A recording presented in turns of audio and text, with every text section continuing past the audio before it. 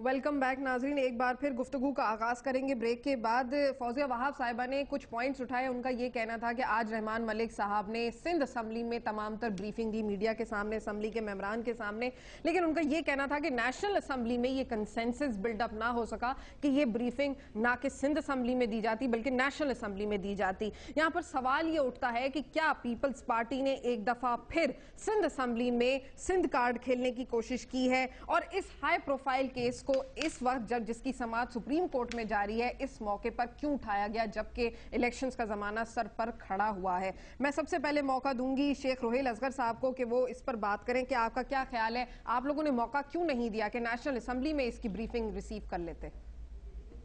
بسم اللہ الرحمن الرحیم۔ اصل پہ صوفیہ میں سن رہا تھا فوزیہ کی بات، یہ میری سمجھ میں نہیں آئی اس منطق کہ نیشنل اسمبلی میں اس پہ کنسنسس کی کوئی ضرورت نہیں تھی۔ 18ویں ترمیم میں کنسنسس ہو سکتے تھے، 19ویں ترمیم میں کنسنسس ہو سکتے تھے، 20ویں ترمیم میں کنسنسس ہو سکتے تھے۔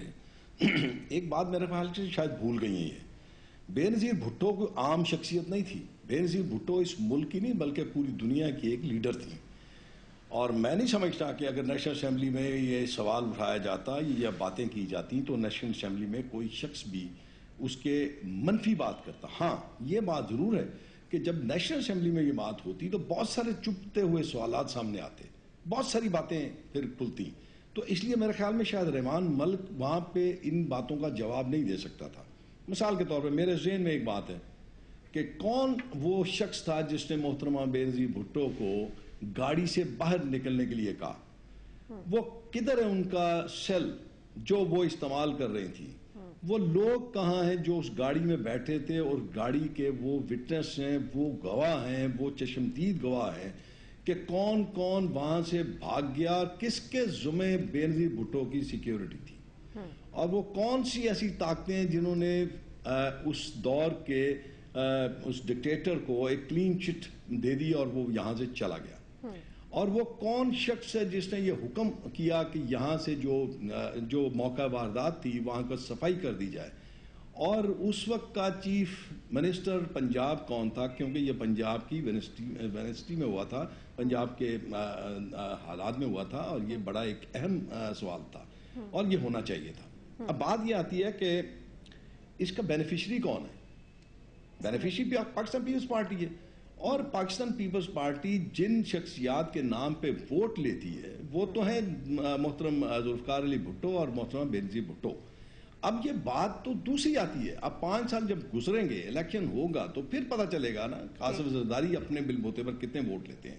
ابھی تک اب مسئلہ یہ ہے کہ جب آپ کے الیکشن ہوں گے تو پاکستان پیپلز پارٹی کا ورکر، پاکستان پیپلز پارٹی کا لفظ استعمال کرو جو پاکستان پیپلز پارٹی بے نظیر بھٹو کی پاکستان پیپلز پارٹی، اس کا ورکر ایک سوال ضرور پوچھے گا کہ 4 سال وہ شخص جو وہاں سے بھاگ گیا موقع واردات سے، آج 4 سال کے بعد وہ یہ بات کر رہا ہے، اور ایک بڑی اہم بات ہے صوفیہ جو چلیں یہ آپ نے کافی سارے پوائنٹ اٹھائے ہیں شیخ صاحب، کچھ نہیں، ایک بات آخری میری بات سن لیں، ایک بات جو آخری میری ہے نا، اب کیس آپ کا چل رہا ہے کورٹ میں، اب کورٹ میں آپ نے چارج کیا ہوا ہے لوگوں کو، اب پریزیڈنٹ آف پاکستان جو آصف زرداری ہے وہ بڑی دفعہ یہ کہہ چکے ہیں کہ مجھے قاتلوں کے نام پتہ ہے، میں وقت آنے میں بتاؤں گا۔ آج رحمان ملک نے ساری بات کھل کے کہہ دی۔ کل کو اگر وہی لوگ اسی عدالت میں ایک درخواست دیتے ہیں کہ جناب ہم تو بے قصور ہیں، ہم نے تو مارا ہی نہیں، مارنے والے کے نام یا رحمان ملک کو پتہ ہے یا پھر آصف زرداری کو پتہ ہے۔ اب دوسری بات یہ ہے کہ انویسٹیگیشن آفیسر نے یہ کہا کہ بے نظیر بھٹو کو سر پہ چوٹ لگنے کی وجہ سے موت ہوئی، تو موت کا تعین تو وہ کر سکتا ہے جو پوسٹ مارٹم کرے گا، اور پوسٹ مارٹم انہوں نے کرنے نہیں دیا۔ اب یہ بہت سارے سوال ایسے ہیں جو مطلب ابھی ان کا جواب نہیں ہے، یہ سوالات ہیں، ان سوالات کا جواب جو ہے وہ دینا بہت ضروری ہے، ان سوالات کا جواب باہر آنا ضروری ہے، یہ ذمہ داری ہے، یہ اخلاقی ذمہ داری ہے، چلیں فوزیہ وہاب صاحبہ کا پوائنٹ آف ویو لے لیتے ہیں پیپلز پارٹی کا، یہ اخلاقی ذمہ داری ہے پیپلز پارٹی کی کابرین کا کہ ان سوالات کے جواب باہر آنے چاہیے۔ ان کا تھوڑا سا پوائنٹ آف ویو لے کے پھر سینیٹر صاحب کی طرف جاتے ہیں۔ جی فوزیہ صاحب دیکھیں، یہ جو انہوں نے سوالات اٹھائے ہیں اس کے جوابات آج جو سیشن ہوا ہے اس میں مل گئے ہیں۔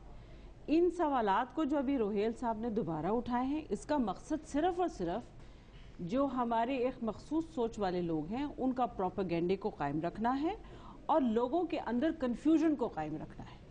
حالانکہ جوابات آپ کے سامنے آ گئے ہیں, آپ نے نوٹ ڈاؤن کیے, اب آپ مجھ سے پوچھیں, ایک ایک کر کے میں آپ کو بتاتی ہوں. کلین چٹ تو آپ لوگوں نے مشرف صاحب کو دی تھی نا. دیکھیے, مشرف صاحب کو کلین چٹ ہم نے دی یا نہیں دی, he was the president of Pakistan, اور یہ ممکن نہیں تھا کہ ہم اسی وقت ان کو چارج شیٹ کر سکتے تھے. That is not possible. وہ 18 اگست کو انہیں ریزگنیشن دیا ہے, اور وہ وہاں سے جو طریقہ کار ہوتا ہے ایک پریزیڈنٹ کا وہاں سے نکلنے کا, اس طریقے سے وہ نکل کے گئے ہیں. ٹھیک ہے جی.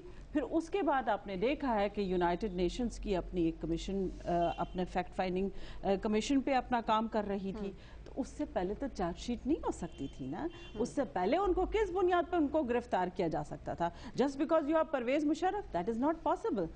ہم یہ ساری باتیں جو آپ کو یونائٹڈ نیشنز نے اپنی کمیشن رپورٹ میں دی ہیں, یہ باتیں سب کو پتا تھی, لیکن ہم نے یہ اس لیے کروائی ہیں تاکہ لوگوں کے سامنے یہ بات آئے کہ یہ مصدقہ ہے, یہ کسی کی اس میں تعصب کی اینک نہیں لگی ہوئی ہے, بلکہ حقائق پر مبنی ایک یہ رپورٹ ہے.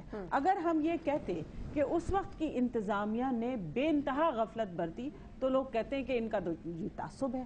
اگر ہم یہ کہتے کہ جی انہوں نے وہ سیکیورٹی فراہم نہیں کی جو ان کی ذمہ داری تھی ان کو دینا اور جو ان کے اوپر فرض تھا, بحیثیت 2 دفعہ اس ملک کی منتخب شدہ وزیر اعظم ہونے کے ناطے ان کی کچھ پروٹوکول ان کے حق میں, ان کے حصے میں تھا, ان کے رائٹس تھے سیکیورٹی پہ, ان کو وہ سیکیورٹی نہیں فراہم کی جس کو VVIP سیکیورٹی کہتے ہیں. مثلا آپ یہ دیکھیے, ان کی گاڑی جا رہی ہے تو ان کی گاڑی کے اس طرف بھی اور اس طرف دونوں طرف گاڑیاں ہونی تھی, جو کہ پولیس نے نہیں دی.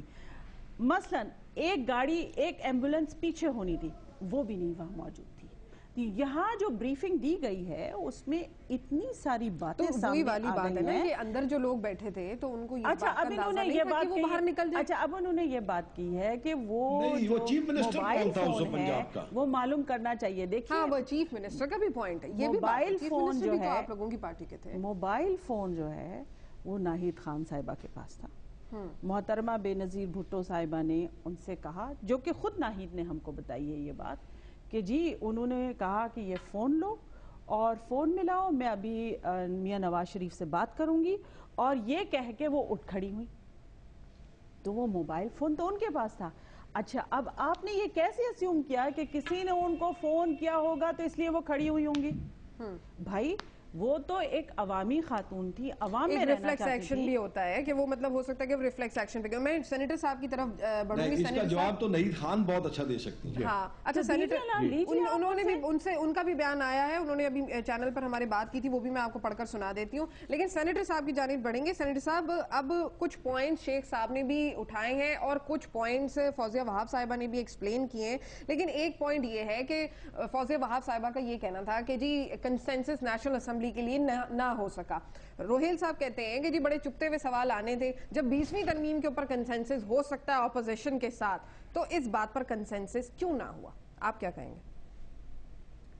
میرا خیال ہے کہ اگر سینٹ کو یا نیشنل اسمبلی کو یا پھر کیا جاتا کہ رحمان ملک صاحب آ کے یہاں پہ بتانا چاہتے ہیں کہ محترمہ بے نظیر کی شہادت کیسے ہوئی, تو میں نہیں سمجھتا کہ نیشنل اسمبلی میں یا سینٹ میں کوئی ایسا بندہ ہوتا جو نہ چاہتا.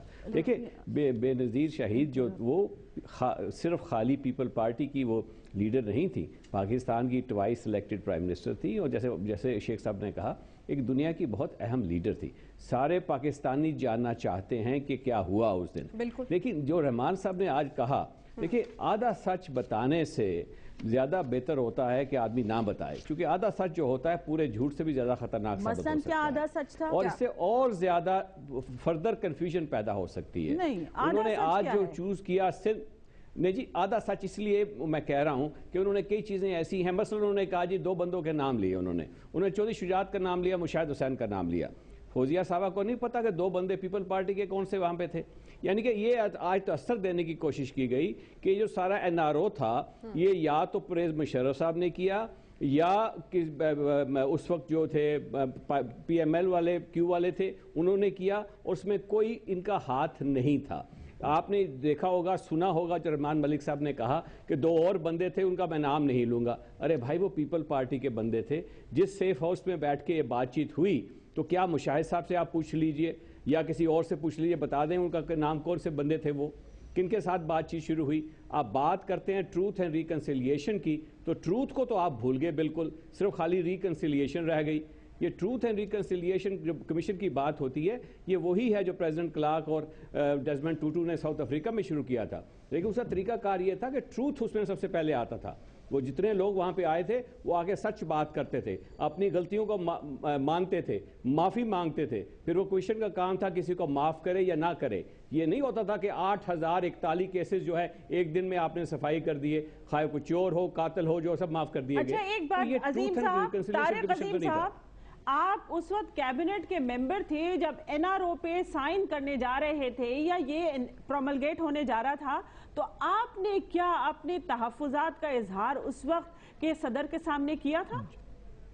آپ نے بڑی اچھی بات کی, اور میں صوفیہ سے کہوں گا مجھے صرف 2 منٹ چاہیے, میں اس کو کلیئر کرتا اچھا ایک کام کرتے ہیں نا, مجھے بریک کے لیے کہا جا رہا ہے سینیٹر صاحب, میں بریک کے بعد واپس آتے ہیں, آپ کا پوائنٹ آف ویو لیتے ہیں, پھر آگے بڑھیں گے. میرے ساتھ رہیے ناظرین.